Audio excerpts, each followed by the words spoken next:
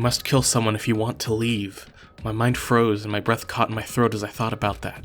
I could feel a paralyzing fear slowly making its way through my body, dominating every last nerve. The air hung heavy on me, pressing down like a weight around my neck. It took everything I had just to endure that weight.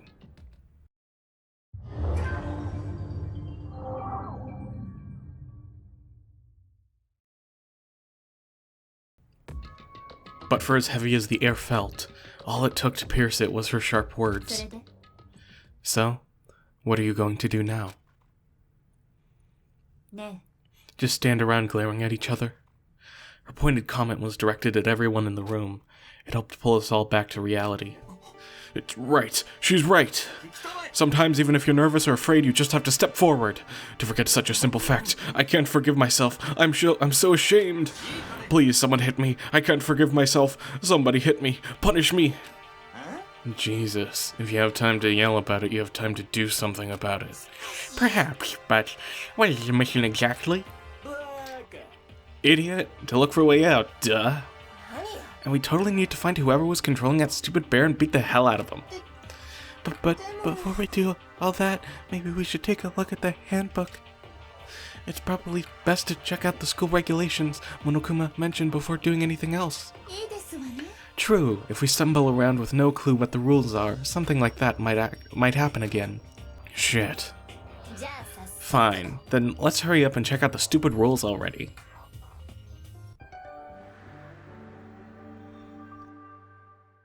After turning on my e-handbook, the first thing that appeared was my name. So just like Monokuma said, the owner's name showed up in front and center. Then, from the main menu that popped up, I selected the school regulations icon. An itemized list appeared on screen. It was the school regulations. In other words, the rules being imposed on us all. Students may reside only within the school. Leaving campus is an unacceptable use of time. Nighttime is from 10 p.m. to 7 a.m. Some areas are off limits at night, so please exercise caution. Sleeping anywhere other than the dormitory will be seen as sleeping in class and punished accordingly. With minimal restrictions, you are free to explore Hope's Peak Academy at your discretion. Violence against Headmaster Monokuma is strictly prohibited, as is the destruction of surveillance cameras. Anyone who kills a fellow student and becomes blackened will graduate unless they are discovered. Additional school regulations may be added as necessary. Feeling a slight dizziness, I raised my face up from the screen. As I looked around, I saw the same stormy expression on everyone's faces. This is bullshit. What the hell kind of rules are these? I'm not gonna let them control me. Well then, why don't you wander around the school without a care in the world and see what happens?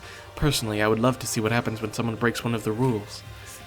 But if we got punished like what we saw before, I don't think there'd be a respawn waiting for him. Ever since I was a kid, I grew up with my older brother pounding this into my head. When a man makes a promise, he has to keep it, even if it kills him. So what? I've made a ton of promises that I still have to keep, that's so what? So I can't afford to die in here. None of that made much sense to me, but you are saying you will follow the regulations, is that it? Huh? Oh, well, yeah, I guess you're right. Hey, I have a question. For regulation number 6, what do you think it means exactly? Anyone who kills a fellow student and becomes blackened will graduate unless they are discovered. You're talking about the second half, right? Where it says, unless they are discovered? I was wondering about that myself. It's saying that if you want to graduate, you have to kill someone without anyone finding out it was you. But why? Why do we have to do that? I don't see any reason to worry about it. Just worry about following the rules as they've been explained to us. Frankly, I don't want to hear anything from someone who waits for others to decide what to do for them. Don't jab at me. Like a full-on stab. Well, for now, let's forget all that silly junk about murderers or whatever. Now that we know the rules, let's start exploring the school. True. We need to find out where exactly we are. Is there any way out? What about food and supplies? There are tons of questions we need to answer.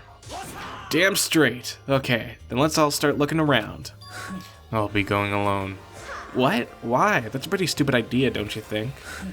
Someone here might have already started thinking about murdering one of us. Are you saying we should stand around with them in our midst and make it that much easier for them? Oh, wait, hold on a second. That would never... Don't bother saying it couldn't happen. You can't deny the possibility. And that's why you all seized up with fear when that graduation rule was made clear to you. Am I wrong? But... So, I'm simply acting in accordance with what I think is best for me. Hold on. Like hell I'm gonna let you run off and do whatever you want. Out of my way, Plankton. What? The fuck's that supposed to mean? One tiny bit of plankton drifting across the sea. So minuscule, so insignificant they couldn't possibly have any kind of influence on the boundless ocean.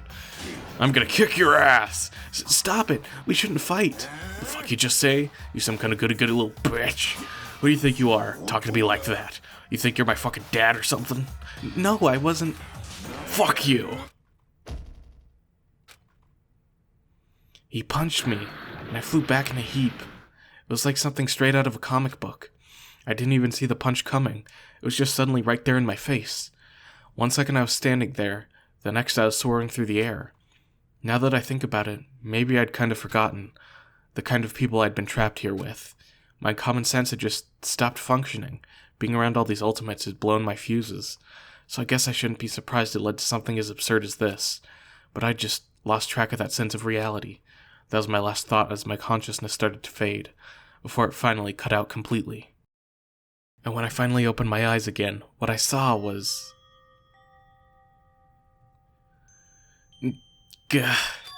Huh? Where am I? As if it had become part of my daily routine, I woke up in yet another room I'd never seen before.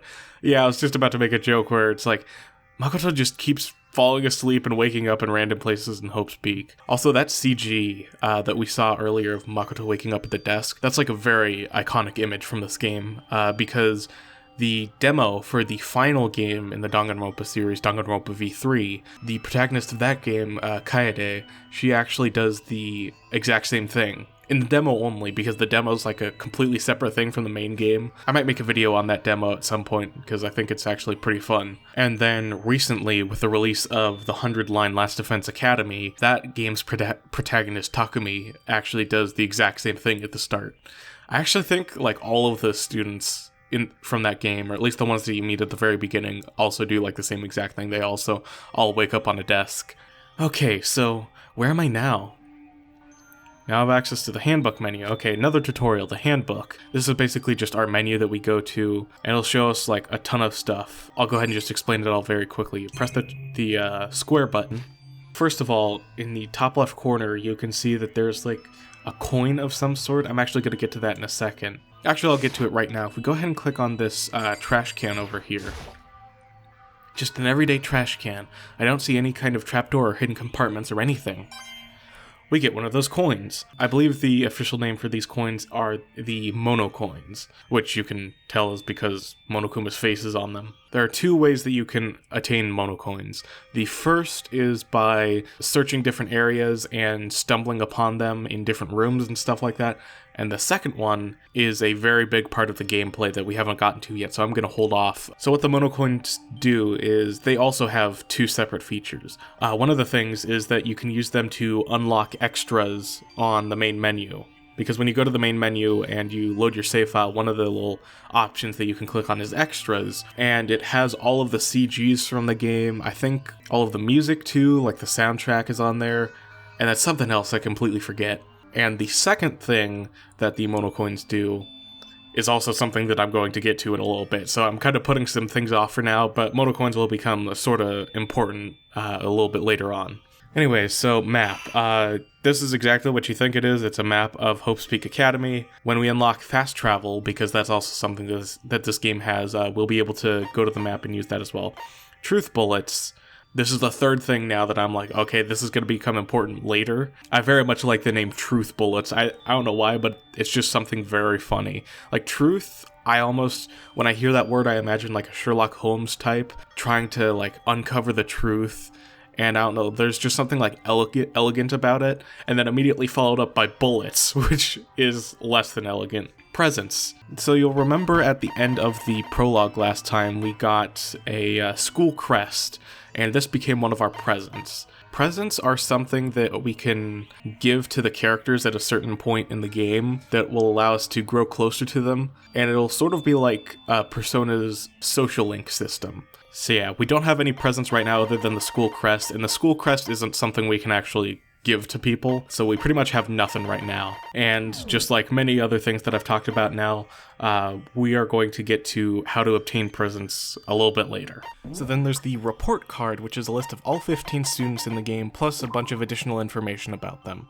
For example, their name, their height, which Makoto is 5'3", which is kind of funny because that means he's one of the shortest characters in this game, and also I'm pretty sure the shortest protagonist in the entire franchise. I mean, there are some protagonists in some of the spin-off media that don't have an actual recorded height, so maybe they're shorter than Makoto, but I like to believe he's just the shortest protagonist in the entire franchise. It also has our weight, our chest, and our special ability, which is just our ultimate talent. So Makoto is the ultimate lucky student, but then it has a funny little thing in parentheses here, the ultimate unlucky student. And yeah, it has this information about pretty much every single member of the cast. Some interesting things to note is that Chihiro Fujisaki is the shortest character in the entire game, and Sakura Ogami is the tallest character in the entire game, and she's even a few inches taller than me. Regulations. This is something that I don't ever click on during gameplay, but it just shows all of the rules. So if you forget some of the rules and you just want to check on them real quick, then go ahead and do that. System, that's just a thing that's in every game. You can save, load, look at the transcript. Which I don't know why you'd want to go to the system menu to look at the transcript, because you can just press the touchpad or the whatever the equivalent to the select button is. I think it's the share button on PlayStation controllers, but that's pretty much all there is for that menu. So right now we're in this room at an unknown place and at an unknown time. As you can see in the top left corner, it says time unknown. You'll also notice that some of the UI elements are green. The color of the UI elements changes depending on the time of day. So I believe it's orange during the daytime, blue during the nighttime, and when time is unknown, it's green. But yeah, Danganronpa's got a great UI, you know, got the chapter up there in the top left corner, the little background music thing in the top right corner, which doesn't really serve too much of a purpose other than looking cool. And I like it. I really like that there's a little BGM thing. Anyways, let's go ahead and investigate this place, because we haven't actually done any investigating yet. We've just been standing around. This must be the key to the room. My name's written on the keychain, which means this must be mine, right? I'd better hang on to it for now. There's a piece of paper hanging up on the wall, which says, "Announcement from Headmaster Monokuma. Each room's lock has been designed to completely protect against tampering or lockpicking. Remaking an individual room key is quite troublesome, so please make sure not to lose yours.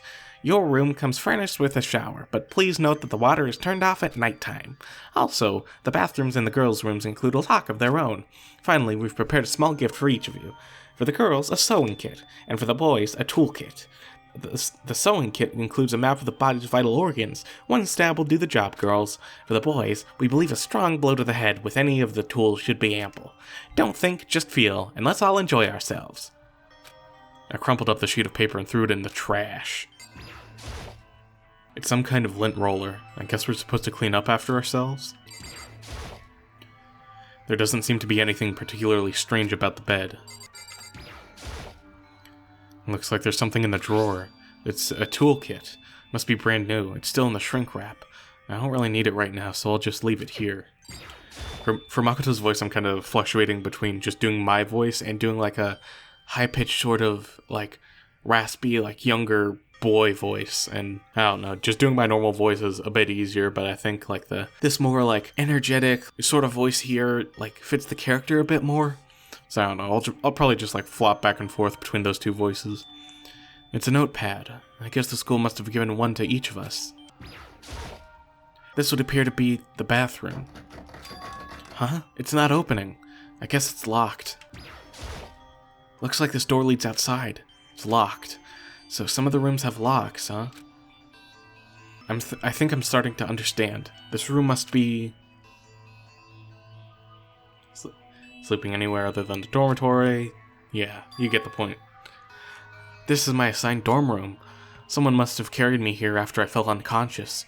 So that answers that question. The next question is, what's everyone else up to right now? There's only one way to find out, and that's to get out of here.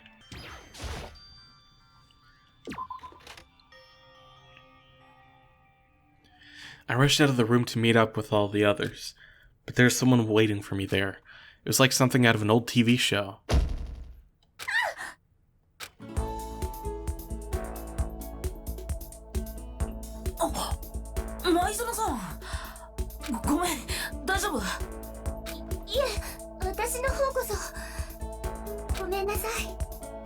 She had an embarrassed smile on her face. I stood up slowly. Are you okay, Sayaka? Are you hurt? I remember in one of the anthology comics, they adapted this scene, but instead it's just Sakura. But instead of Sayaka there, it's Sakura, and Makoto just closes the door. And I don't know, I thought that was pretty funny. Are you okay, Sayaka? Are you hurt? You make it sound worse than it is. I'm completely fine. I know how I look, but I've actually built up some pretty good muscle jumping up and down on stage. That's good then. I think it's kind of funny imagining like a super buff Sayaka. I wonder if there's fan art of that out there somewhere, just like super muscular like Sakura. That's good then. But are you okay? You know, from when Mondo hit you? That's true. I got knocked out right there in front of everyone. I guess I revealed my lack of cool right there from the beginning. Makoto? Oh, I'm fine. Nothing wrong here. Oh, that's good. I was kind of worried. Thanks. By the way, what are you doing here? Actually, I came to get you. You came to get me? Well, if you really are feeling better, I was hoping you could come to the dining hall. The dining hall? Stop repeating everything she's saying. After you got knocked out, everyone decided to go and do their own thing. We decided it would be more effective if we split up to investigate, so we agreed to get together later on and talk about what we'd each found. So, does that mean it's almost time to get back together? If that's what's going on, then of course I'll go with you. Good. I'll go on ahead and meet you at the dining hall then. Alright, so now we get to the chance to walk around in the dormitory this time instead of just the Hope's Peak Academy school building. We get our own map for this area too, and I just have to say I love the sprite artwork on all of the doors. I believe this is something they do for every game, is they add little sprites onto each of the doors, and I think they just look adorable. Also, this red hallway looks really, really cool. I don't know why this hallway is so intimidating, because it's just the dorm rooms, but I think they look pretty cool. Hey, just wanted to hop in and add some additional commentary during editing.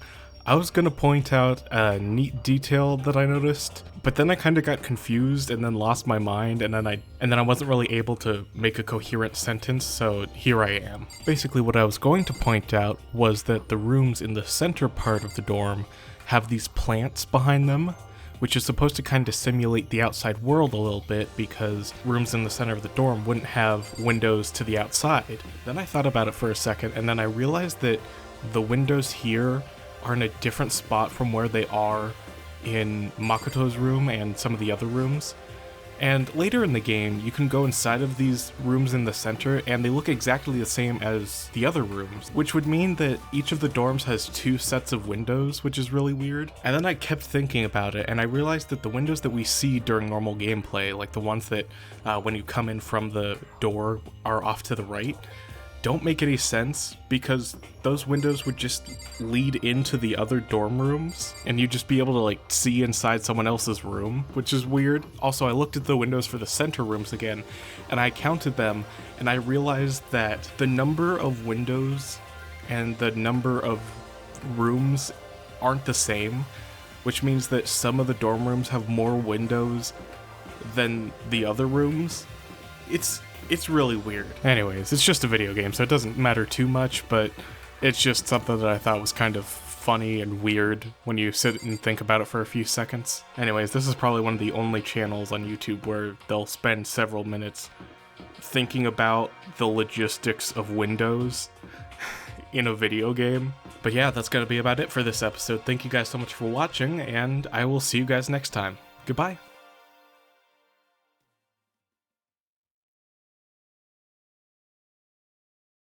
Danganronpa.